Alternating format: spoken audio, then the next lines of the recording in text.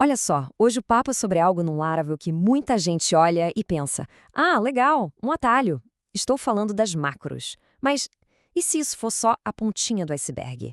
E se, na verdade, as macros forem a chave para um nível completamente novo de arquitetura de software? Vamos investigar isso. Bom, vamos começar com essa ideia que já é bem poderosa. A distinção aqui é aonde o jogo vira, sabe? Não estamos falando de pequenos truques de conveniência. A gente está falando de uma mudança de mentalidade. É enxergar as macros não como uma ferramentazinha, mas como material de construção fundamental para sistemas realmente sofisticados.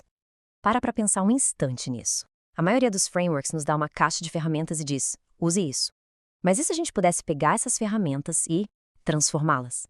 Moldá-las para que elas falem a língua exata do nosso problema. É exatamente essa promessa que a gente vai explorar agora. E essa é a grande sacada, a virada de chave. Adicionar uma função nova é uma coisa. Agora, alterar a própria semântica, o vocabulário que a gente usa para conversar com o framework, isso é outro nível.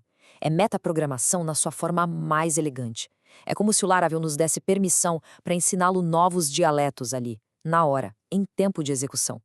Pensa assim. O jeito antigo, com herança, é tipo construir com tijolo e cimento. É forte, sim, mas é super rígido, difícil de mudar. Já as macros são como peças de Lego. A gente pode encaixar, reconfigurar, desmontar e montar de novo, dinamicamente, sem quebrar a estrutura que já existe. É uma abordagem muito mais fluida, muito mais adaptável. E o mais legal é que essa flexibilidade não está num cantinho escondido do framework, não. Está em todo lugar, sério. Das collections aos query builders, do request ao response, o Laravel basicamente entregou as chaves dos seus componentes mais centrais. Isso nos dá uma tela em branco gigantesca para criar arquiteturas muito mais expressivas. Tá, legal. Mas como é que a gente sai do método de atalho e chega nessa visão de arquiteto? O segredo está em parar de olhar para eles de forma isolada. A mágica de verdade acontece quando a gente começa a combinar macros, a compor uma com a outra para criar comportamentos bem mais complexos. Imagina tipo uma linha de montagem, um pipeline. Uma primeira macro chega e prepara o terreno, estabelece um contexto. A segunda entra em ação e trabalha em cima disso. E a terceira finaliza o trabalho. Sozinhas, nenhuma delas parece grande coisa, mas juntas, elas criam uma funcionalidade complexa, elegante, que parece que sempre fez parte do framework. E dá para ir ainda mais fundo, usando closures, que são aquelas funções que meio que lembram do ambiente em que foram criadas. As macros podem manter um estado, elas podem ter memória. Isso é incrivelmente poderoso. Pensa numa macro que aprende a cada chamada otimizando o próprio comportamento. A gente está, na prática, dando memória e uma certa inteligência para os objetos do framework. E tudo isso que a gente está falando nos leva ao que talvez seja o uso mais poderoso de todos: criar uma linguagem de domínio específico, uma DSL. O que é isso? É basicamente ensinar o framework a falar a língua do negócio e não a língua da programação. E na prática, como fica? Rara, olha que coisa linda, que código expressivo. Ele não diz como fazer algo, ele diz o que fazer, usando os termos exatos do negócio. Where Customers VIP esconde toda uma lógica complexa por trás de uma chamada de método que qualquer pessoa do time de negócios entende. É outro patamar de clareza.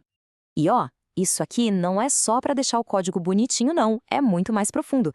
A gente está literalmente injetando a lógica de negócio no próprio vocabulário do framework.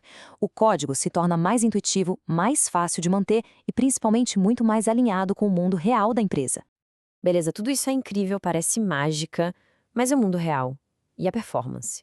Afinal, um arquiteto de verdade precisa pensar nisso, né? Adicionar toda essa camada dinâmica em tempo de execução tem um custo. Como é que a gente gerencia isso? A boa notícia é que tem solução para isso, e são estratégias bem conhecidas. A gente pode usar a memoization, que é tipo um cache inteligente para o resultado da macro. A gente pode usar a lazy loading para registrar as macros só quando alguém for usar, deixando a aplicação mais rápida na inicialização. E dá até para ter o melhor dos dois mundos, a flexibilidade das macros enquanto desenvolve e a velocidade do código nativo em produção. E falando em mundo real, tem outro desafio que não é técnico, mais de gente, de organização. Num time grande, como garantir que as pessoas não saiam criando a mesma macro várias vezes? A resposta é governança. Tem um lugar central para descobrir o que já existe, ter uma documentação clara e, o mais importante, testes rigorosos para garantir que essa camada que a gente construiu é estável e confiável.